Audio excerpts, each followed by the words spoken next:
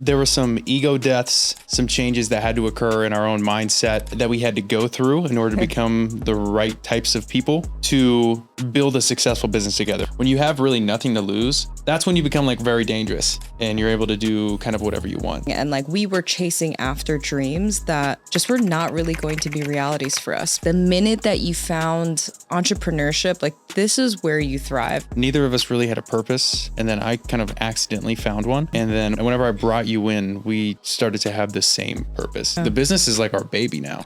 First things, I want to uncover, because I think that this is going to be huge for people to hear about. And obviously we run ActiveSolutions AI together. So a conversational AI agency that we've been running for about 2.5 years now. We've built it up to a great point, but I think there were some ego deaths, some changes that had to occur in our own mindset that we had to go through in order to become the right types of people to build a successful business together. And right now, I think I run everything on the front end, built the conversational AI, you run the entire back end. But I'm curious, like your standpoint, and I think everybody else would be curious as well, your point of view of like how that, like what occurred during that change. So for example, you were in nursing school. Yeah. I was working full-time at a hospital when I started the business. Like what was going through your mind when you saw me start, doing more personal development and starting the business and trying to do something different? I think both of us know like that belief breaking period that you were going through that like, I just couldn't understand. I think like I was in a place where I was like, okay, I should probably go to nursing school because I wanted a sense of purpose in my life. And then when I saw you like listening to Hermosi podcast every day and starting the original marketing agency, Gym Closers, I honestly was like, okay, well, if that's like something he's going to do, then I should probably do something for myself. And I would honestly say today that the only reason I went to nursing school was to just find my own purpose, because I thought that that was the best thing to do. But I would say that I was pretty frustrated, like, because I could not comprehend what it was that you were doing and why. I remember too, during that period when you started going to nursing school, it kind of confused me because I was like, this is weird. Like, I don't think that you like this. But I think it gave you like something to shoot for. And obviously you had a goal that you were going for, or just a goal, like you wanted a target. And then I remember we had that conversation before we went to bed one night, and I was like, why are you in nursing school? And I was so miserable too. Yeah. Like, and we had to try to like narrow it down. Like I was like, is it this? Is it that? Is it this? And then we narrowed it down to money. You were like, I want to increase my income. Like I want to be able to make more money. I want the ability to make more money. And I was like, we can do that a different way. And I know that you were a little anxious at the time, but then you woke up the next day, like out of nowhere, a completely different person. You're like, I'm going to drop out. Yeah. But I think leading up to that point, there was something that came over me because I was like chasing someone else's dream. So for example, like I was like, okay, if I go into nursing school, injecting was something that I was thinking about doing, like beauty and aesthetics. And I was like, maybe I can start my own skincare brand. Like I probably talked to you about that like a million times, but I was like trying to make a fake reality for myself to find a purpose. And instead of, I guess, listening to you at the time, I was like, let me just try to create something of my own. But it was like kind of like a false reality. So the conversation that we had where you were like, okay, well, what if you can make more money doing this instead? And you won't have to clock in at the hospital and be on your feet for 12 to 14 hours. Obviously that sounded great for me. But yeah, I think a lot of that actually came from me believing in you and trusting you. I think there's a huge aspect of trust where I was like, okay with leaning on you a little bit more and trusting you. And then, I like pretty much woke up one day and was like, okay, well, first semester's done of my accelerated nursing program and I'm going to drop out. So, and to set the stage too, just so like there's a visual for anyone that's listening to this, it's like we were in a 1-bedroom apartment that was 600 square feet in Naperville, Illinois, right outside of Chicago. Yeah. I probably had $1,500 to $2,000 saved in my name. I've already invested a bunch of money. So I was in a significant amount of debt. Angela probably didn't have much more saved up, but she had more than me at the time. So we're starting this and we decided to make a pivot, and we don't even know where to start with Angela when she's like, all right, I'm done with nursing school. So now what? Yeah. So I end up getting her a sales job through something called closers.io. Crazy. And I get her linked up to have this, interview, and she knows nothing about the industry whatsoever. So we do wait. Go ahead. Can we also talk about how he's like, all right, babe, like I'm going to get you set up on the sales interview. And we're going to get you on an offer. Remind you, I have no idea what that English even meant. And I get in on this interview. I still have a picture. I have Post-it notes, like on the actual laptop screen, explaining what KPI meant, what ROI meant, what revenue ranges, like closing percentages, because I didn't understand what that even meant. And then I get on the interview and it's like a Shark Tank. There's like 15 to 20 people on one interview. So you didn't even tell me that it was going to be in that. Well, I had no clue either. Yeah. And I was like shaking, literally shaking, because everybody in the group had some sort of sales experience or like was a closer, or like there's like some executives also that were in the group. And it was, I would say like I was so nervous. I also had a lot of confidence that you were going to do well, like in the space anyway. Like I knew you were going to be good at sales. Okay. And Angela's the type of person where if like you put her in a room and you're like, hey, you have to give a presentation on elephants in 5 minutes in front of 100 people, like she could get up there and do a pretty good job at it. Oh my God. So I wasn't worried, even though I knew she was anxious. She does really well under pressure. So she eventually gets an offer, right? So like, yeah, I did. It's actually very interesting because the offer that I was given, I was not expecting to perform the way that obviously I did. So I generated anywhere from like $2.5 to $3 million in sales in the first like 90 days, just as an appointment setter. And I remember that I was asked by the sales manager to like actually manage the setter team, which was insane. I was like homies with the closers. So like we were doing everything we can to make as much money as possible. But like, I will say though, that even though that was an incredible offer, I learned a lot of things not to do in the business. And I will say that like that business was ran specifically by a couple. Mm-hmm. And I think that it's kind of amazing how it all worked out, because seeing the dynamic of the company, I was just like, wow, like this is awful. Yeah. I like for real, like it was just not ran the way that I would have wanted. I learned a lot, good and bad. So regardless, like I'm very grateful for the opportunity, but it's just so crazy, like how I was able to like switch gears. But I learned a lot about myself throughout that process. I also think, I think we both did. You broke your beliefs very quickly, because the reason why you wanted to go to nursing school was so you could, make $75,000, $80,000 a year doing X, Y, and Z, which would increase your income potential, make more. You'd be making more money than both of us were at the time. Yeah. And then you switch, and as an appointment setter, you were making $10,000 a month in your first like 60 days working there. So it was like an instant, like, I can't believe that I achieved the goal without having to go to school for 2.5, 3 years. Yeah. Because you were in an accelerated nursing program.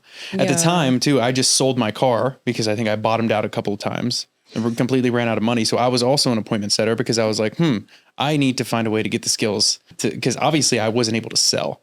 I was really good at doing the marketing and setting everything up in our first agency, Gym Closers. And I needed to put myself on an offer as well so that I could make money, but also increase my skill set. Yeah. And I would say too, like during that process, I then understood why you were taking such significant amounts of risk. Mm-hmm. And like, I couldn't get or wrap my head around the fact that you were doing that before when I was in nursing. But then now that I was in sales, making the money that I was like, okay, now I get it. Mm-hmm. But then I think like during that period, I also made the conscious decision as your partner to support you during that time, because like whenever you start a business, like you have to take a significant amount of risk. And that also includes financial risk. So like you selling the car, you bottoming out, like you not having a consistent income, at least with like me, I'm working in high ticket sales. So I was making 10K, kind of holding it down for the two of us for the first couple of months. But like, I don't know, again, like it goes back to trust. Me trusting the fact that you were going to start this business and like get us to a good place to where then I can get on board and then essentially grow it with you. I believed in that. Yeah. I think it's interesting too, because there's a period of time where you really were holding it down. Like you paid for the dinners anytime we went out to eat. There's a time where all of that had to be on that. It doesn't happen anymore. So I can do the whatever you just did. He pays for everything now, but there was a pivotal point too. So we moved to Las Vegas, like while we're going through this period, and we're like slowly trying to kind of like break our own beliefs and become different people. And then we moved to Las Vegas to put ourselves in a better environment. And then I think you were still tied to like a sense of security, because I think you were still kind of afraid to like go all in on the business. Yeah, for sure. So what was that like? It's hard to say because I can't pinpoint why. I think like when you're raised, well, like for example, like both of our families are immigrant families. So the American dream is growing up here, going to college, getting an education, graduate, get a job, pull out 401k or start saving up money, right? So any risk period was like off the table for me. So like even though I switched my mindset very minimally, like leading up to us moving to Vegas, I still feel like there was a part of me that couldn't let go of my old identity. Yeah. So I was like, okay, well, I used to be this secure person with a lot of money in her savings account that was like doing fucking nothing and just sitting in there. But I couldn't let go of that. But I think that belief breaking phase, like that duration is different for a lot of people. Yeah. So like being in Vegas, like I also am somebody that likes to see proof and everything first before I start committing to something. So with our business or your business at the time, like obviously we weren't making like $50,000 to $100,000 a month at the time. So it was hard for me to like wrap my head around that. Yeah. Yeah. Believe and trust in the process fully, because there was still that sense of doubt of like, okay, well, what if we don't sign up anybody this month? Yeah. Then like, how are we supposed to pay for the house that we're living in? Like we have 2 dogs now. So, you know, that was just a worry wart. Yeah. So what was it that you think that kind of gave you the confidence to go all in? Oh my gosh. It just goes back to trusting you.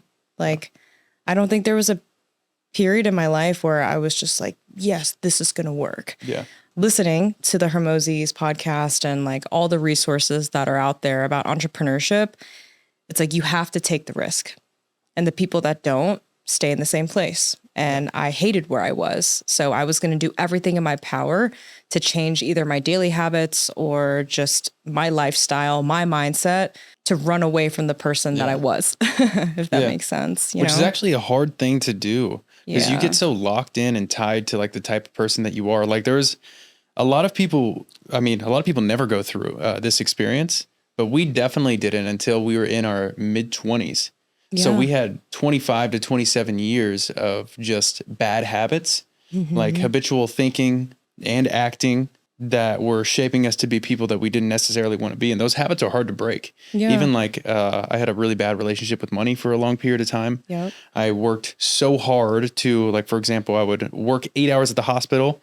I would DoorDash for 3 hours, and then I would drive 30 minutes to go personally train for 2 hours after that, just for an extra couple $100 a month. It was like a 45-minute drive in the snow in Illinois too. Yeah, no, it was horrible. So it's like I was associating like how difficult, like all that difficulty just to get a little bit of money.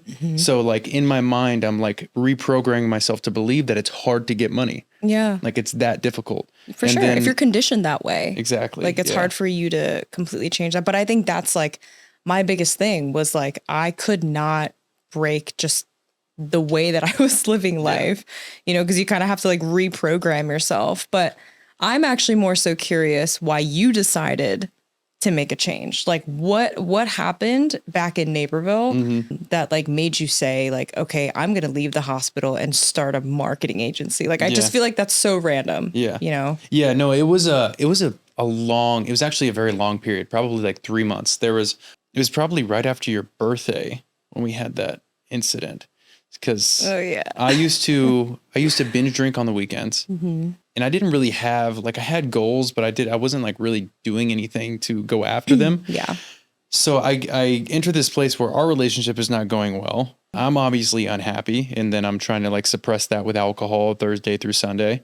I realized I'm like, this just kind of sucks. So I start researching online, ways to make money. It was just like how to make money online type of stuff. Yeah. And I'm opting into a bunch of ads. I'm talking to a bunch of people. Like I'm getting closed on like all of these deals or all of these offers. Yeah. So like starting an SEO agency or doing affiliate marketing or drop shipping or starting an automated book publishing company. Like I'm giving all of these people like thousands of dollars on things that's not working. And finally, I just kind of stuck with one thing. But before any of that, or while I was going through this period where I was like, I just need to find a different way, like a different like purpose or passion or way to make money. I think that's what I was searching for, is purpose or passion. Yeah. I, at the same time, started listening to more things on personal development. And the first person I started listening to, and I had no experience with personal development before this, besides like in the football locker room when they would play like Inky Johnson, who would just like yell at you and tell you to stop being a bitch. But great videos, by the way. Jordan Peterson was one of the first people I started listening to.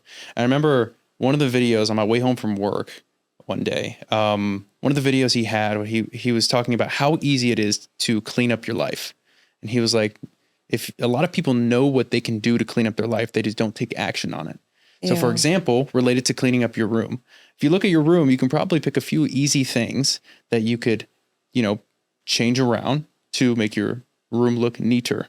And it would be throwing the clothes from the chair to the hamper, or, tightening up the tangled up cords behind the computer screen or whatever it might be. And that would make the room a little bit cleaner. Right. And it's the same thing with your life. Like, what if you woke up a little earlier? What if you drank less? What if you found something that you enjoyed doing and you put your action towards that? That would obviously would increase your income potential or create like a more purposeful lifestyle, not just playing video games or whatever it might be, but like find something to invest your time and energy in that's actually effective.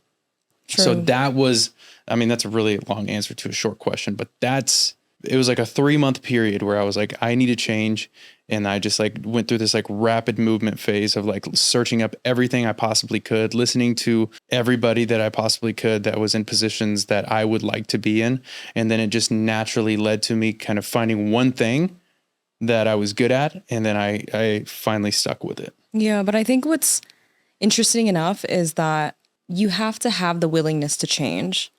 And I don't think a lot of people are comfortable with change. You and I think you and I are very open to changing and adjusting. And like we were chasing after dreams that just were not really going to be realities for us. Because if there's one thing about Ashton, he is like a literal genius. Like he was almost valedictorian of his class. He was a D1 track athlete. Like he's always good at everything. And it's like really annoying. But I just knew that you were not thriving in the circumstances and environments that you were put in. Mm-hmm. And like the minute that you found marketing at the time, but like just entrepreneurship, like this is where you thrive. And I think that's also a testament to you pulling us out of the mud at the time too. Cause like our relationship was in a shit situation. I mean, like we were on the verge of breaking up. We were fighting all the time. Like there was like no ends were meeting. And you just kind of pulled us out of that by being willing to change. Mm-hmm. And I think that's a really cool testament, because obviously like as a woman, like when you see that your partner is willing to change for you to make your life also better, it means a lot, and I think that's also why I was just so open to going with whatever you said. You were like, you can do sales, get a sales job. Okay. And then I ended up doing really well. So then when you were like, quit your sales job, join the agency and like, help me run this business. I was like, all right. Yeah. So that was a really cool like factor leading up to all of this, was that you and I were like, okay, our relationship is obviously like falling apart. We're in the worst shape of our lives, physically, mentally, emotionally, and honestly, we could have just stayed being like that and then 100%. Just settled. And I think what's cool is, one Well, I also knew that you were going to be good at, everything, but I think it was cool that neither of us really had a purpose. And then I kind of accidentally found one. And then whenever I brought you in, we started to have the same purpose, because the business is like our baby now. For sure. Like, yeah, I'm putting life is on pause. Like everything else is on pause, but it's true. Cause every time you see like people give relationship advice, right? Like traditional relationships, it's like, okay, the man is the breadwinner of the family and blah, blah, blah. And the woman's like the stay at home, whatever. She wants to be a mother. And that was my dream. And I still like would like to have kids in the future, but it's just like not a priority for me. And before, I almost felt like motherhood was an escape for me to find purpose, because I was just like so miserable with my life. So the fact that Ashton was able to create this purpose and dream for us, and we're working towards the same thing, there's like significant meaning behind that. And I've also naturally found my purpose being in the role that I am in the business. And I feel super empowered as a woman being a chief of operations, like of a business, versus running to motherhood and using that as like a scapegoat for purpose. You know what I mean? Yeah. So I thought that was really cool too, because never in my life was I like, oh yeah, my purpose is to be a COO of the company or like my own business. And it just like naturally formed to become my passion. It's crazy how that just kind of like happens like by accident. You run the entire back end of the business. You do the employee training. You make sure that all of our employees' mindsets are on point. I think you're naturally a good leader. If you had to like explain to somebody else that was trying to do the same thing and wanted to create like culture in their business, how would you break down to them how you were capable of doing that? You have to lead by example. Nowadays, like you see so much content about like, be the person you say you are, right? But like I always say, if you're going to talk the talk, then you better fucking walk the walk. So like if you truly are going to create a culture that you want, you need to be that culture and exemplify that culture first. So like if you're telling your team to be on point, to never fall through the cracks, to like be self-motivated. Okay, well, are you fucking on point every day? Like, are you self-motivated? And I think like if you continue to do that, and like you and I are those types of people, and we've worked closely with people that wanted to be perceived as someone like that, but behind closed doors, like they're a shit individual. And they don't do the things that they say they're going to do. So that's the first thing. And then secondly is just like constantly rewarding your team. Like I think you've also taught me that too, is like, if you see somebody that messes up, like we're human, they're going to make mistakes. Instead of scheduling a meeting to talk about all the things that they did wrong, it's like, if you create an environment where they're willing to come to you and say like, yo, I fucked up and this won't happen again. Cool. Like, what can we do to avoid this? What can I do to help? And I get called mom a lot in the company because I feel like I really take care of everybody as if they're family. But it's like the genuine like relationships that we have with our employees is something that I'll never take for granted. I think that having like that open door policy with all of them and just being true to who we are really helps build culture just naturally. Like it doesn't have to take like a crazy routine or watching these types of videos or saying these types of things. Like just be a good person. And they'll see that. You've been awesome at building the culture in the team. I don't think I could. I mean, there's no shot that I would have done it as good, or I would have done as good a job as you have done. The first thing that you said about like being who you say you are, that's one of the things I say probably the most all the time. For real. One of the things I realized, I think once I started to get more and more into this lifestyle, was there's always a discrepancy between the person that you are and the person that you want to be perceived as, like based on your actions, right? So for example, you want to be perceived as a fit person. So you post yourself at the gym, but like, if you don't seem fit, then obviously there's something, there's a discrepancy there. And that's just an example, but there's a lot of people who try to be perceived a certain way on social media or claim that they're a certain type of person, but they're not actually that person behind closed doors. And the more you feel like a imposter, if there's a big separation between those. So I realized that, and I just think it's important for anybody to try to decrease the distance between those two things. Yeah, just bridging the gap. Yeah. And that's literally only possible by you doing it. And we have experience with a lot of people who aren't the people that they say they are. The amount of friends we've lost like along this entire journey, like from us leaving Naperville and picking up and just like coming out here and starting the business. Yeah. We have gone through so many friendships, and I'm grateful. Like, I'm grateful that our circle is small. I think it just speaks volumes to like what we value in friendships, but a lot of that had to do with people pretending to be somebody that they're not. And then I don't know if it's like an intimidation factor, but it's like you and I, we try so hard to bridge that gap between like who we say we are and then who we actually are.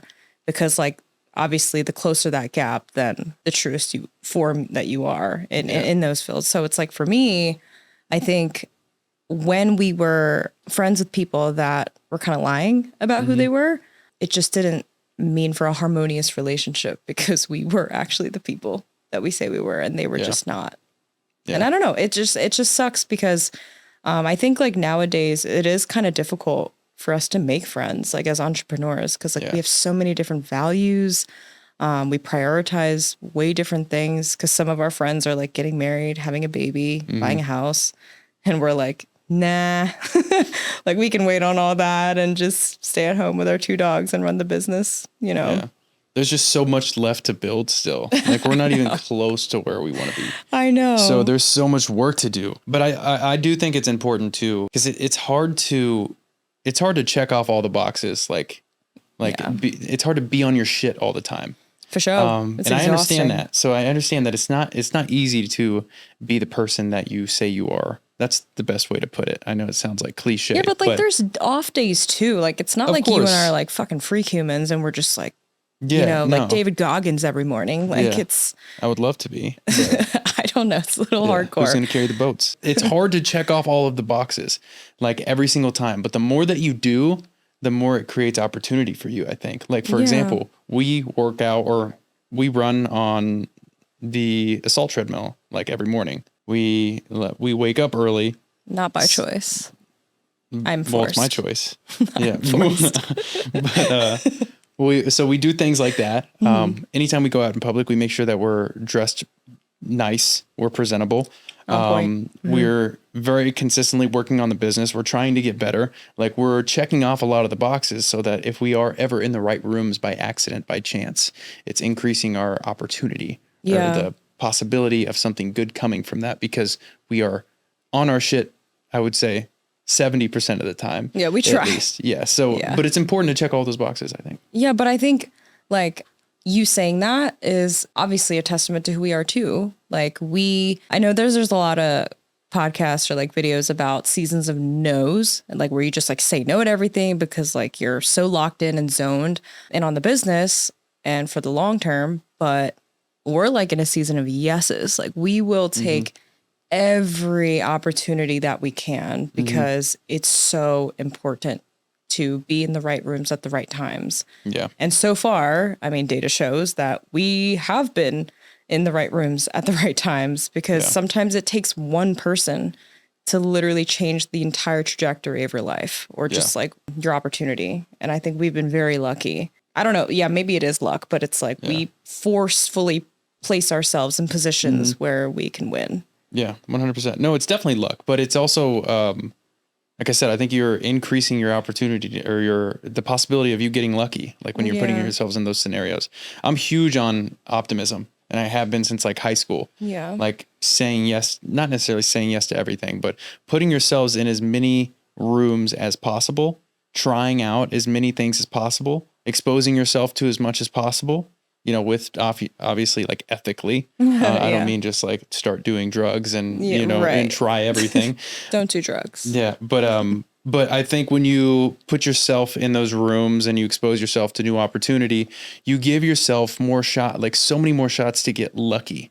Like it's never luck. Like especially if you have a strategy behind it, like if you're purposely like intentionally. Yes. Doing it. Like you're increasing your probability of getting lucky, but it's not luck. Well, wait, let's like talk about this entire concept. Like you literally grew up in a town small ass fucking town in Illinois, like down in the, like I've never seen so many cornfields in my life. It was a huge culture shock because I'm from Jersey. I was a city girl growing up. So going and visiting your hometown. Yeah. And then seeing the people that you went to like middle school, high school with still living in those towns. And what's the population of that town specifically? 2,000, 2,500, something like that. Insane. Like that's like the size of my graduating class. You know what I mean? Like that's the amount of people in his town. All of the odds were against you growing up, every single one. And I think everybody should kind of hear like all those opportunities that you said yes to leading up to you being a track star, like D1 athlete at EIU. That's actually interesting, very interesting concept. So the idea of optimism didn't come to me until I was probably 18 years old. So yeah, I grew up in a tiny town. I will say I always kind of hated it. I think I was like, I think by the time I was like 12 years old, I was like, nope, this isn't ain't gonna, it. yeah. I was like, once I get the opportunity, I'm out of here. Yeah. But I think, I started running track kind of late when I was like 16.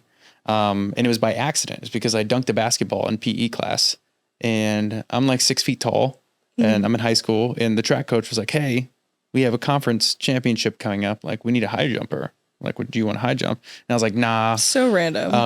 And eventually he convinces me to come to the practice and I do okay in the practice. And then conference championship is my first meet. And then I win conference, like first meet ever. No warm up. Like he's good at everything. But then I kind of, it like set in my head though, not everything. That was, I just had the ability to jump, but it set in my head. I'm like, wow, like what if I wouldn't have came here? Like that would have never happened. Yeah. So I started working really hard on that. And then eventually I started getting like some opportunities, some scholarships. And I really wanted to go to Eastern Illinois University. But I had no offer from them. So I worked really hard my entire senior year. And then I unfortunately got injured my senior year. So I had to work through that. And I was like, dang, like all my hard work is gone to nothing. Cleared up and I eventually made it to state. And I PR'd by like 4 inches. By somehow, like that never happens. What was the height? 6 feet 7 inches is what I jumped my senior year of high school. And then the Eastern coach runs up to me and basically gives me an offer right there on the spot. Says, hey, I want to talk to you when you're done. And I'm like, and my whole entire life would have been different if I would not have been prepared for that moment, operated well under pressure, or PR'd by 4 inches. I would have went to a small Division III school that was in this town that was the same size that I grew up in, and my whole entire life would have been different. So I realized, like, number one, how important it is to create those types of opportunities for yourself by taking advantage of like anything that comes your way. Just try it. You never know, number one. And then if you find something, that's going to increase your ability to find something that you're good at. Like inherently, naturally. I was naturally good at high jumping because I could jump high. And I wasn't really good at anything else. Like I wasn't a super fast sprinter or a good football player, but I was naturally good at that. And then I was like, I'm inherently good at this. Now, what if I exercise this skill even more? I'm already above average. So now what if I work on that even more? So number one, you're increasing your opportunity to find that inherent skill. And then you start exercising that skill to just put yourself like above everything else. Yeah. Opening new doors for yourself. I really realized that like it changes your entire life if you can try enough things to find enough things that you're naturally better at than the average person, and then exercise all of those skills. And then you just create like this crazy world of opportunity for yourself. Yeah. And like all the cards were against you. Like you had the worst GPA, right? Like in high school. 2.2, yeah, 2.3. like crazy low.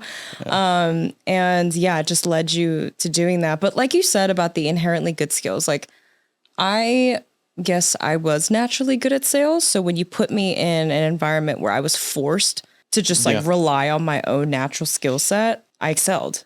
And like that could have gone really poorly and I could have hated sales. And that also would have changed the trajectory of my life too. But I just think that that's a wild story because most of the people that grow up in your town stay there.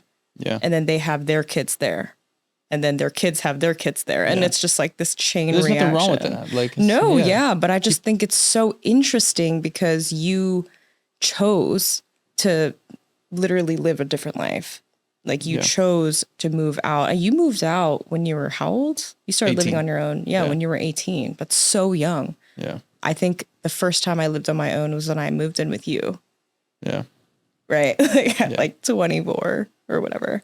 But yeah, that's just crazy. Like how things happen, and also just how we met too. Yeah. 'Cause That's that was also, I mean, wild. that's opportunity as well. I sent Angela a DM. We had no mutual friends.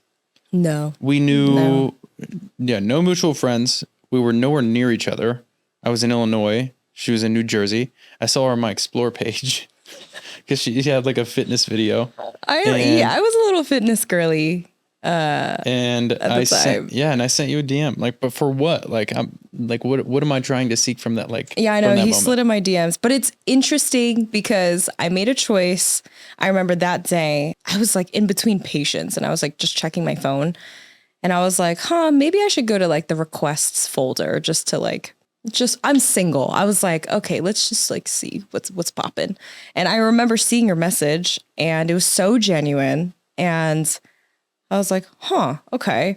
And I opened up his page, and like I done stalked him. Like I stalked him. I stalked his friends. I looked at all his tagged pictures, and I was like, oh, like he's really cute. So then I think from there, like we were DMing each other, just like flirting, reacting to each other's stories for like a few weeks. And then you asked for my Snapchat, and then we were snapping each other. So then I was like, okay, he's real, because like you have to take selfies and videos of yourself, like for conversation. And then you asked for my phone number, and then we started FaceTiming each other every day. Like, I think like 3 times a day sometimes, like random times of the day. He'd be like going to track practice. Then it's like after track practice. Then like while he's eating dinner, like we were just a part of each other's lives for like 2-3 months. And then you were like, all right, we got to meet. And then rest is history. Yeah. Just so crazy. She flew out to meet me for the first time. With like no exit plan. That was Shout out to Diana, because she gave me an exit plan and was like, you're going to go fly and meet this person for the first time, and you don't know who he is. You have no mutual friends. And I just wasn't thinking about that at the time. I was like, yeah, it'll be like super chill. That was kind of crazy though of you. Like I wouldn't have done that, I think. Yeah. But you invited me to like your place. That's a good point. And meanwhile, like he's living with like 7 other track athletes in one house. Oh yeah, we had the track house. Like crazy. So I was going to just a bunch of alcohol in the kitchen, like stacked all like on the what was it, the top? There's like E&J, Hennessy. Yeah, like I just remember that. And Crown there's Royal. just a bunch of dudes like in the house, and it was like the best weekend ever. Like the best weekend ever. It was like the perfect like first time meeting somebody. I think we both kind of knew after like day one. We were like, oh yeah, this is cool. It's a vibe. Yeah. This is chill. Yeah, for sure. But what I will say though is like what I was drawn to, and maybe we've just always had this entrepreneurial spirit like about us, because we were so willing to like jump on new ideas. Like you and I, like we always wanted to chase after dreams. And I think there also was a part of us that felt like there was something greater for us in life. Mm-hmm. You know, like I don't know if anybody else can relate, but there's like these feelings that the both of us get where it's like, there's got to be more to life. And you and I always felt like that. And when you're cornered enough times in your life, like you're going to change, you're going to make a move. Yeah. And that was something that was so cool about both of our personality traits. And we were just always down to do like whatever it was, if we could benefit from it or just learn from it. Yeah.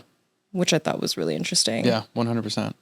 I think that's one of the only good things about like taking a gamble in certain scenarios. Mm-hmm. For example, whenever I spent a bunch of money, took out personal loans, credit card debt, etc., I dug a deep enough hole where I was like, like I have two options. I could give up, go back and get a job and pay off all this debt, or I could just keep digging a deeper hole until I have enough swings at the plate to finally make something happen. And eventually I just got to the point where I didn't care about debt anymore. I was like, I'll take out $100,000, $200,000 worth of personal loans if it takes that long. Yeah. And I just like, I had my back against the wall so much to the point where when you have really nothing to lose, like because I think at the time I had like $30,000 to $40,000 of debt, personal loans, credit card debt. My credit's completely shot. It's like 530.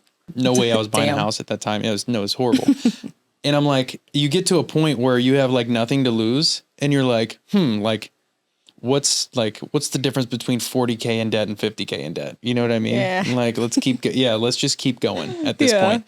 That's when you become like very dangerous, and you're able to do kind of whatever you want to make whatever you want happen. I mean, there's nothing to lose. Yeah. Like, we're already in the hole. Yeah. You know what I mean? And so, but that's to crazy. your point, I 100% agree that I think that was one of the driving factors from me to you and from you to me. Was just our ability to want something more, number one, and then just willingness to take action. Yeah.